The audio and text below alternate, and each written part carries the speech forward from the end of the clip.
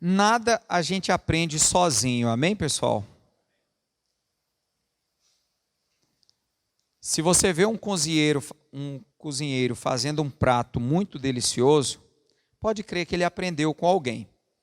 Ele pode até ter dado uns toquinhos dele, quem está entendendo? Acrescentado alguma coisinha, um toque especial, mas a base mesmo ele aprendeu de alguém. Com muita humildade eu falo, esses dias eu ouvi uma mensagem na internet de um pregador chamado Derek Prince, ele é americano, sobre o jejum, e isso mexeu comigo. E como eu sei que a maioria da igreja jamais vai assistir uma pregação dessa, tem gente que assiste tudo que é filme de bobagem, vídeo de bobagem, mas não assiste pregação. Pregação é tão bom. Dificilmente você vai ver eu parado ouvindo música, eu gosto de música. Eu ouço pregação, porque pregação me ensina. E eu peguei algumas coisas dessa pregação, não tudo, eu peguei algumas coisas, e aquelas outras que Deus foi colocando no meu coração, eu fui acrescentando, eu queria compartilhar com vocês. Porque essa mensagem tem mudado a minha vida. Diante de Deus, eu achei ela na internet sem querer, e ela está mudando a minha vida. E eu queria que mudasse a vida dessa igreja.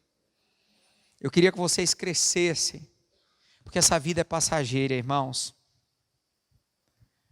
As fortunas que os homens estão criando vão ficar tudo para trás, nada sai daqui. Eles não conseguem levar nada. Tudo que você está correndo atrás vai ficar aqui. A única coisa que você vai levar é a sua, as suas experiências com Deus para a sua salvação. Amém, pessoal? Então, eu coloquei assim, jejum. A chave para o impossível. Deixa eu perguntar aqui, vocês costumam jejuar? Deixa eu perguntar. Esses dias eu fui atender uma pessoa, ele falando que estava sofrendo muito, eu falei para ele assim, como tem sido sua vida de jejum? Ele falou, jejum?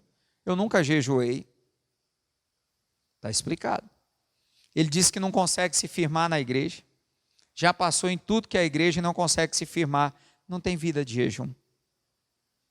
Muitas pessoas oram, mas não jejuam. Jesus diz que há castas de demônios que só saem com o jejum e oração. Amém, pessoal? Então vamos lá.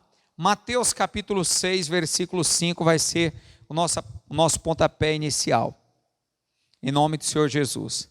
Mateus capítulo 6, versículo de número 5.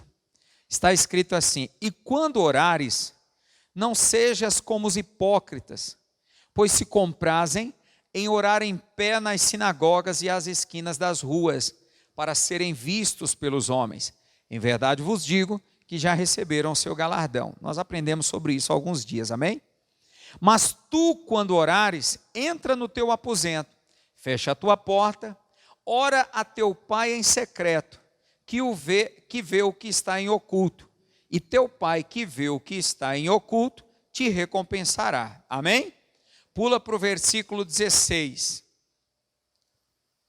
E quando jejuardes, não vos mostreis contristados como os hipócritas, porque desfiguram o rosto, para que aos homens pareça que jejuam.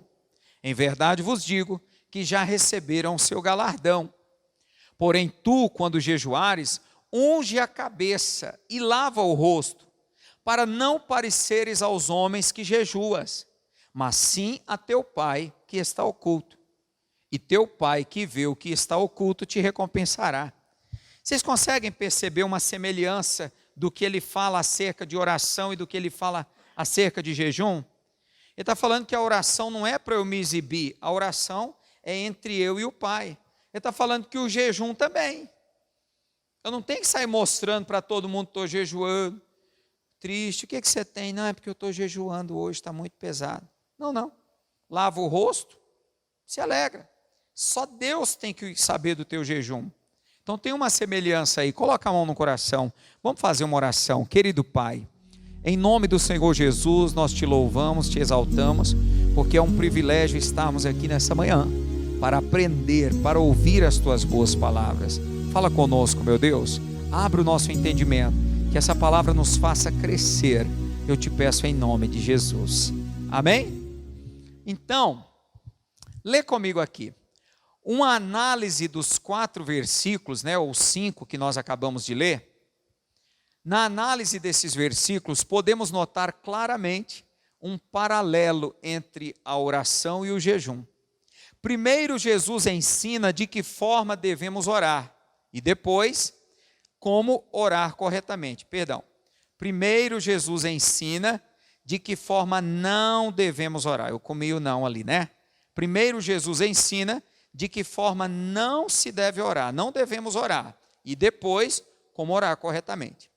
Ele também ensina como não jejuar. E depois também, como jejuar de forma correta. São 2 ensinamentos que estão interligados. Primeiro ele diz, não ore assim. E depois ele diz, ore dessa forma. Depois ele diz, não jejue dessa forma, ore dessa. Jejue dessa. Então Jesus coloca o jejum e a oração no mesmo nível. Outra coisa importante a se notar é que Jesus não diz se vocês orarem, mas quando vocês orarem. Ele também não diz se vocês jejuarem, mas quando vocês jejuarem. Portanto, ele espera que oremos e jejuemos regularmente. Só isso daqui já me chama muita atenção. Jesus diz, se você orar, não ore assim, mas ore assim. Não, ele diz, quando você orar, por quê? Porque ele espera que você ore. Quando você jejuar, porque ele espera que você jejue. Pastor, mas eu não consigo jejuar, se vira. Nunca vi ninguém morrer porque jejuou um dia. O corpo do ser humano, ele suporta 40 dias sem alimento. Mais de 40 dias não, mas até 40 dias sem comida se aguenta. E água, até 4 dias. Eu costumo dizer que se o jejum é muito prolongado, se deve usar água. Se é um jejum mais curto, 5 horas, 6 horas, você pode fazer sem água. Então Jesus espera que nós jejuemos. Pastor, mas sabe o que é? Porque por isso e por isso. Se você não pode fazer um jejum grande, faça um pequeno, um menor, mas faça. Eu consigo perceber que para Jesus é tão importante orar quanto jejuar. É tão importante jejuar quanto orar. Ele disse, há castas de demônios que só sai se tiver oração e jejum. Se for só oração, não sai. Olhando para o meu ministério, eu percebo. Naquelas épocas em que eu jejuava mais, havia mais libertações, mais curas, mais testemunhos. Só que com o tempo a gente vai se ocupando com uma coisa, ocupando com outra, uma distração daqui, outra distração de lá, e eu fui jejuando menos, estou sendo humilde com você. E o meu ministério, tinha oração? Tinha, mas já não tinha o jejum. E os milagres foram diminuindo. E essa mensagem me abriu os meus olhos. Eu falei, Deus, o Senhor me perdoa. A gente começa a achar, não, já estou ficando mais velho, já não sou como antes, não aguento como antes. Mas é necessário. Eu queria que você saísse daqui hoje consciente da importância de se jejuar. Amém, pessoal? Ver-se então que Jesus coloca a oração e o jejum num mesmo nível espiritual diante de Deus. Jesus coloca a oração e o jejum no mesmo nível. Se você ora, você também precisa jejuar. Mas eu não consigo. O famoso pregador John Wesley, fundador do movimento metodista, essa igreja metodista foi fundada por ele, disse certa vez, olha o que esse homem falava. Eu estou convencido de que, se um cristão que entendeu a necessidade de jejuar e não jejua, se desviará tão facilmente quanto o cristão que entendeu a necessidade de orar e não ora. Nós achamos grave um cristão não orar, mas não achamos tão grave alguém não jejuar. Esse John Wesley, que foi o fundador da igreja metodista, ele dizia, eu estou convencido de que se um cristão que entendeu a necessidade de jejuar e não jejua, ele pode se desviar tão facilmente dos caminhos de Deus, como aquele cristão que entendeu a necessidade de orar e não ora. Repito, nós achamos grave uma pessoa dizer que não ora, mas não achamos tão grave alguém dizer que não jejua. O que você pensaria de uma pessoa que está buscando um milagre, mas não ora? então eu aprendo mais. Você deve estar se perguntando, qual o propósito do jejum, pastor? Existem vários propósitos, mas nós vamos tratar aqui apenas de um, que é o de nos humilharmos diante de Deus. Existem vários propósitos no jejum, mas um deles é nos humilharmos diante de Deus. A maior e mais específica barreira que impede a resposta às nossas orações é o orgulho. Isso daqui mexeu comigo. A maior e mais específica barreira que impede a resposta às nossas orações é o orgulho. Como assim, pastor?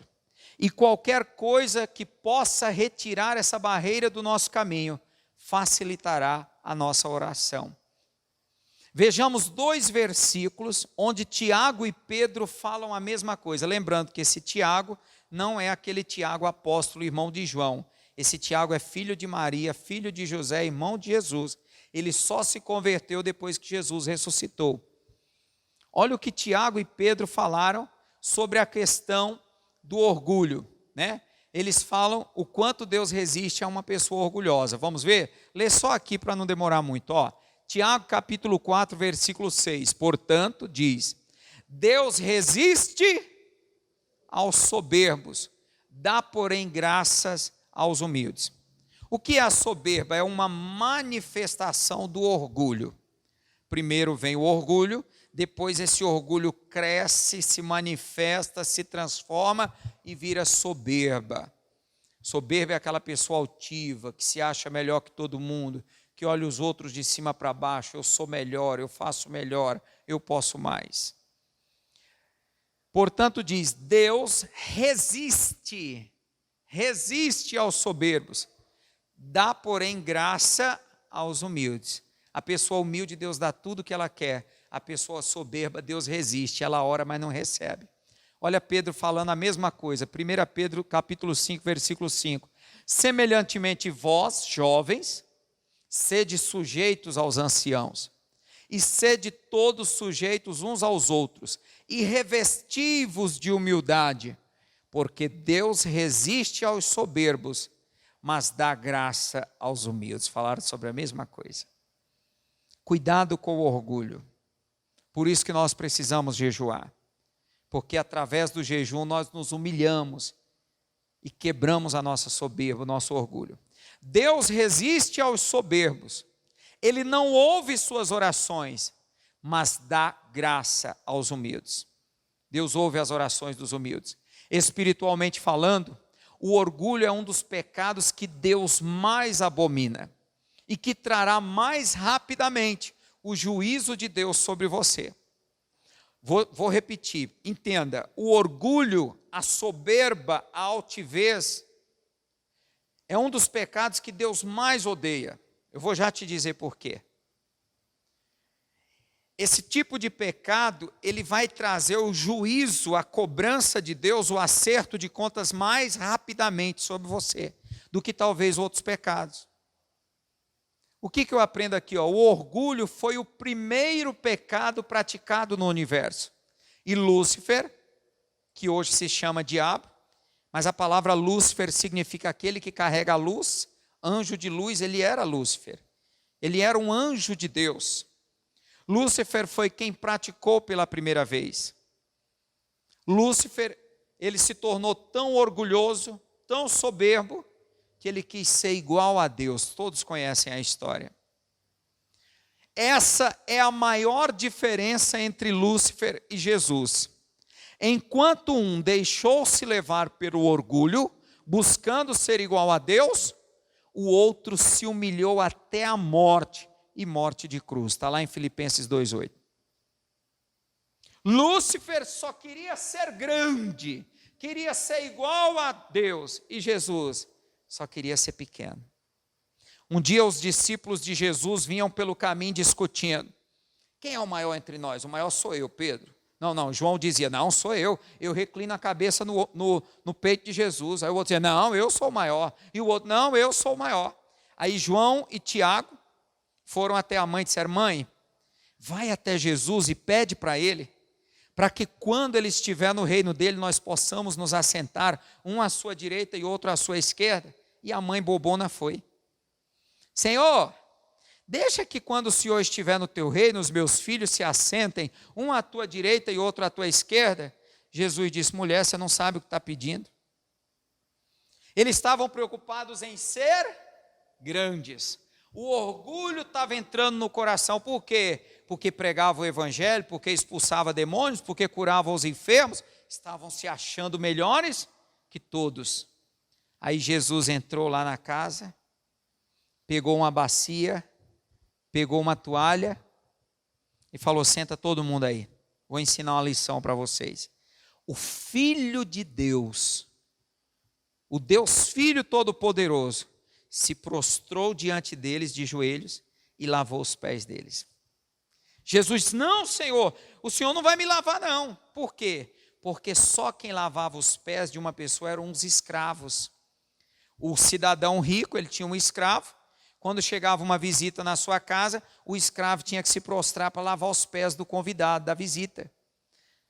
Jesus disse: vocês querem ser grande? Quem entre vocês quiser ser o maior, faça-se o menor, seja o servo de todos. Mas essa palavra dói no coração do povo. Cuidado com a vaidade, cuidado com o orgulho. Cuidado para você não achar que é melhor do que o outro, porque você é branquinho e o outro é pretinho. Porque o seu cabelo é liso, o cabelo do outro é durinho. Cuidado para você não achar que você é melhor que o outro, porque você tem um estudo. Eu tenho faculdade, eu tenho doutorado. Põe tapete vermelho para mim. Tem pessoas que deixam se levar pelo orgulho, e o orgulho impede as suas orações. Quando você começa a se sentir melhor do que o próximo, as suas orações param de ser ouvidas. Essa mensagem mexeu comigo, irmãos.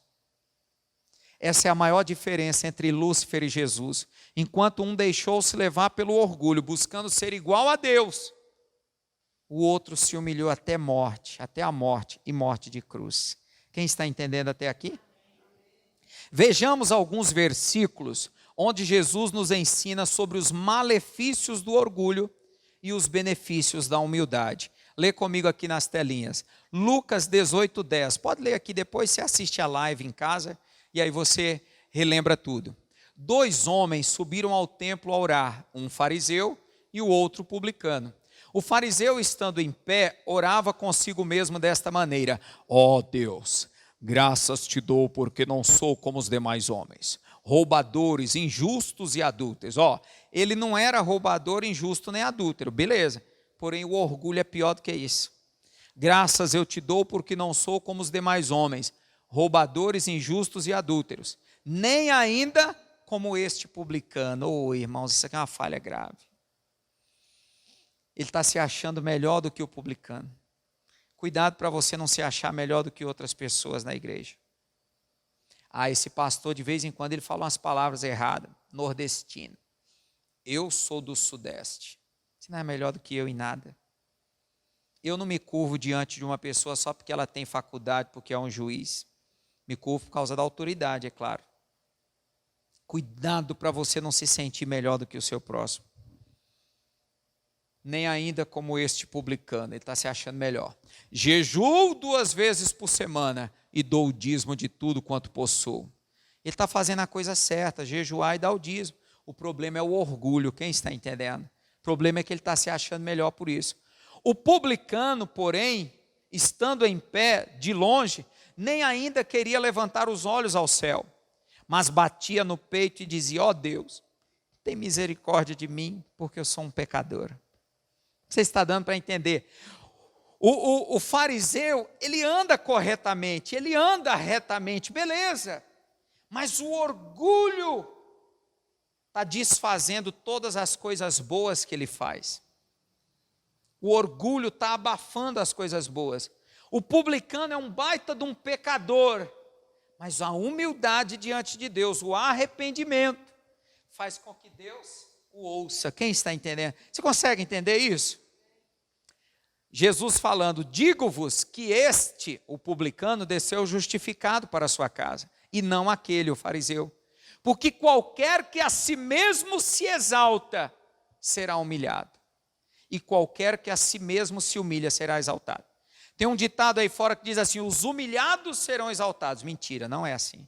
Satanás, cuidado, que às vezes Satanás muda um pouquinho a palavra, distorce um pouquinho a palavra para enganar as pessoas. Pastor, eu fui muito humilhado, agora Deus vai me exaltar. Não está escrito isso. Deus está escrito que se você se humilhar, Ele vai te exaltar. Pergunta para o irmão do lado: você está entendendo alguma coisa? Está dando para entender? Pastor, eu fui muito humilhado, Deus vai me exaltar. Não está escrito isso. Está escrito que se você se humilhar, se você se fizer humilde, se você se fizer pequeno, Deus vai te levantar. Diga glória a Deus. Lucas 14, versículo 7. Lucas capítulo 14, versículo 7. Diz assim: e disse aos convidados uma parábola, reparando como escolhiam os primeiros assentos. Disse-lhes: quando por alguém fores convidado às bodas, não te assentes no primeiro lugar, para que não aconteça que esteja convidado outro mais digno do que tu, e vindo o que te convidou a ti e a ele, te diga: dá o lugar a este, e então, com vergonha, tenhas de tomar o derradeiro lugar. Tem gente que gosta dos primeiros lugares, né? Mas o povo da igreja pratica bem essa palavra, né? Porque o povo só gosta de sentar atrás, né? Na igreja pode sentar nos primeiros lugares, não tem problema não. Na sala de aula pode. Ele está falando dos banquetes. Você vai numa festa, não pega os primeiros lugares, não, os lugares de honra, para que o dono da festa chegando fala assim: ô fulano, é que eu convidei o fulano ali e eu quero que ele sente aqui. Dá para você ir mais para trás? Que vergonha. Jesus está ensinando: senta lá no fundo, porque se você está lá no fundo, não tem para ir, como é que se diz? Não dá para ir mais para o fundo, você já está no fundo.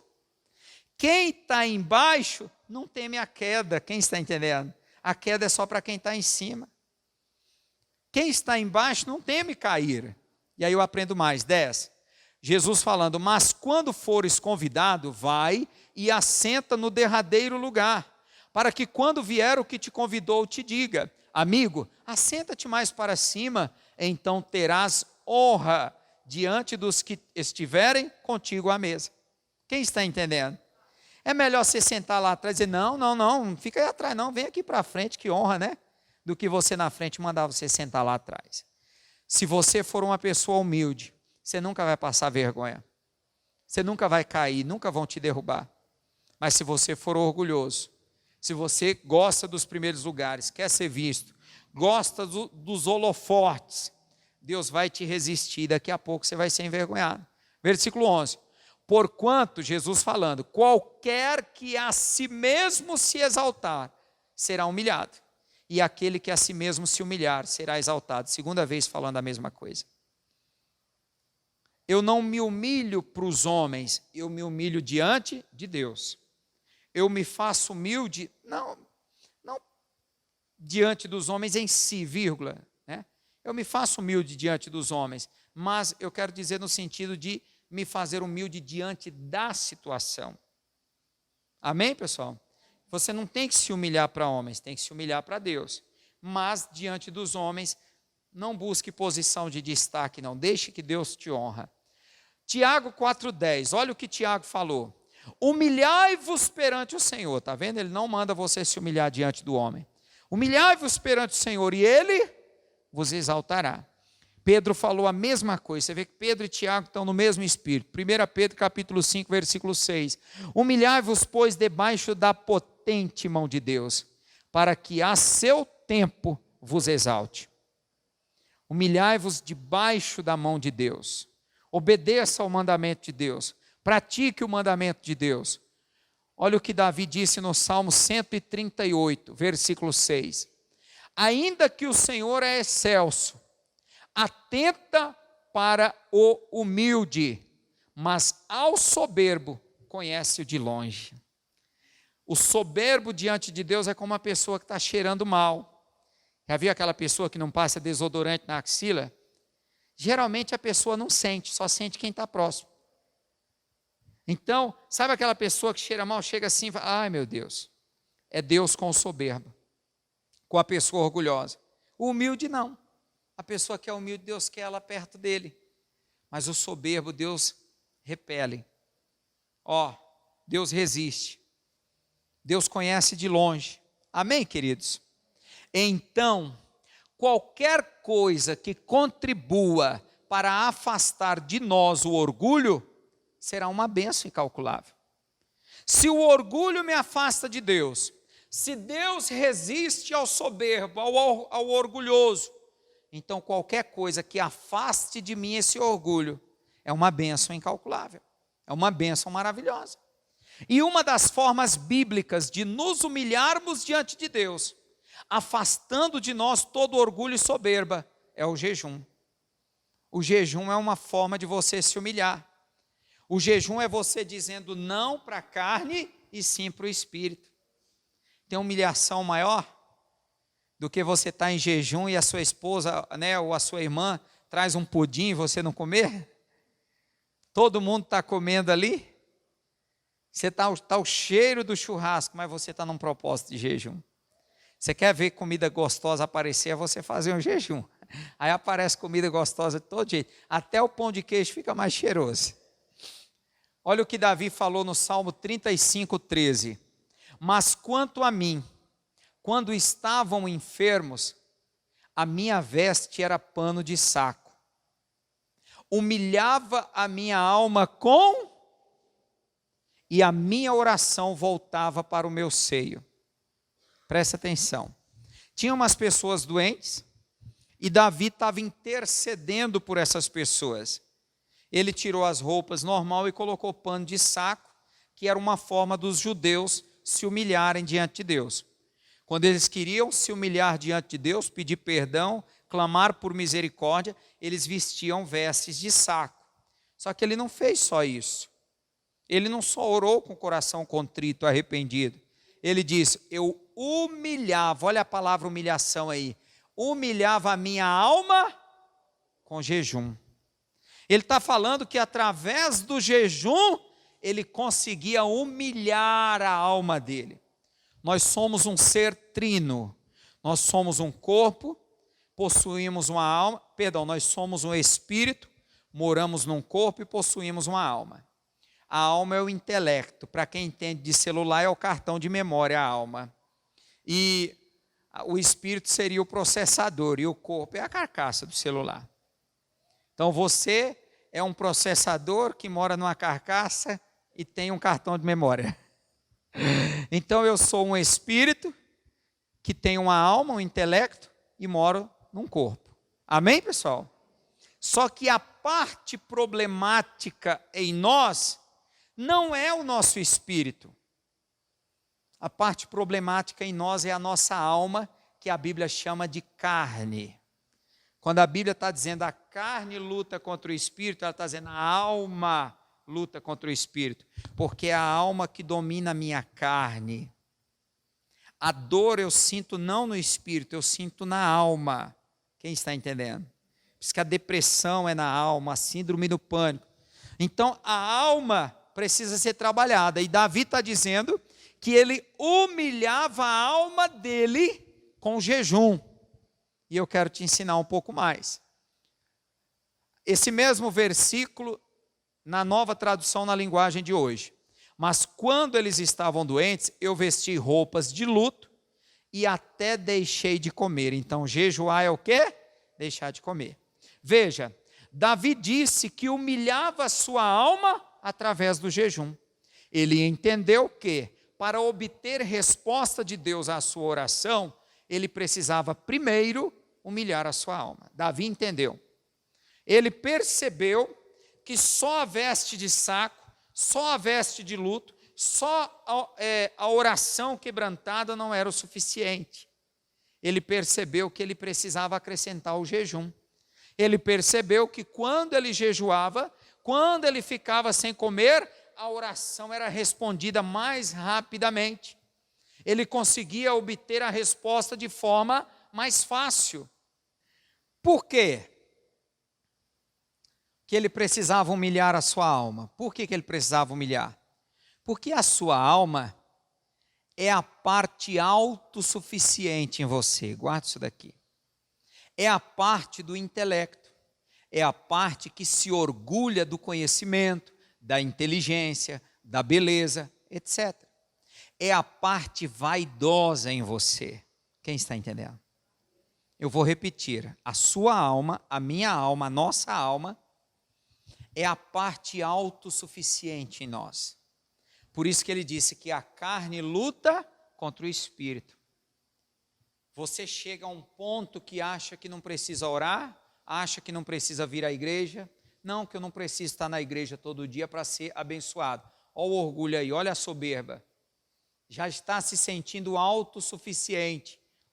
Autossuficiente, eu consigo me virar sozinho. Eu sei resolver os meus problemas sem a ajuda de Deus. Então a sua alma é a parte autossuficiente em você. É a parte do intelecto, é a parte que se orgulha do conhecimento. Não, eu tenho faculdade, eu tenho doutorado, eu tenho mestrado, tudo isso está onde? Está na alma. É a parte que se orgulha do conhecimento, da inteligência, da beleza, etc. É a parte vaidosa em você. É na sua alma que habita o orgulho, a arrogância, a presunção, o egoísmo, etc. Quando Deus olha para você e percebe que você está meio egoísta, para mim tudo, para Deus nada. Eu dou 2.000 no celular, 3.000 numa TV. Aí na hora de dar uma oferta quer dar R$5. Você está ficando egoísta. Aí Deus fala assim, é hora de tratar. Pode ir lá, Satanás, tira o emprego lá. Não quer dizimar, não quer ofertar? Então vamos tratar. Não sei se está dando para entender. Deus começa a perceber que a pessoa está muito orgulhosa, egoísta, vaidosa demais, se achando demais. Aí Deus dá um petelecozinho para a pessoa. Deus fala assim, menos. Fala para a pessoa do lado, diga assim, menos. Diga assim, menos. Quem está entendendo? Estou pregando para você, mas essa pregação é para mim. É para mim também, tá bom? A sua alma tem 3 funções. A sua alma tem 3 funções. A vontade, o intelecto e as emoções. Vou repetir. A sua alma tem 3 funções. A vontade, o intelecto e as emoções. E ela expressa isso em 3 frases. Eu quero, eu acho, eu sinto. Não, eu quero assim. Eu acho que tem que ser assim. Eu estou sentindo que tem que ser assim. Nessa hora aí, Deus já diz, está precisando ser humilhado. Está precisando se humilhar. Está muito orgulhoso. Mas Deus diz, o que você quer não é importante. Que o que você acha não é importante. E o que você sente não é importante. Eu vou repetir. O que você pensa não é importante. Né? Cadê onde eu coloquei ali? O que você quer, o que você acha e o que você sente não é importante. Deus diz, o que é importante é a minha vontade. O que foi que nós aprendemos aqui? Seja feita a tua. Você tem feito a vontade de Deus ou a sua? É o que eu penso ou o que Deus pensa? O que eu acho ou o que Deus acha? O que eu quero ou o que Deus quer? O que você quer, o que você acha, o que você sente, para Deus não conta. É o que Deus quer, é o que Ele acha, é o que Ele acha importante. Se você aprender a dizer, não a minha, mas a tua vontade, a sua vida muda. Sua vida começa a ficar uma bênção. Toda pessoa que quiser se alinhar com a vontade de Deus, terá de tratar primeiro a sua alma. Quer ser usado por Deus? Quer a bênção de Deus? Trate a sua alma. Se arrependa dos seus pecados. Se arrependa dos seus erros. Se humilhe diante de Deus e aí Deus vai te abençoar, vai te exaltar. E uma das formas bíblicas de humilhar e tratar a alma é através do jejum. O jejum é uma chave conhecida, porém pouco usada pela maioria dos cristãos. E essa é uma das causas principais da ineficácia do corpo de Cristo. Foi isso que eu aprendi.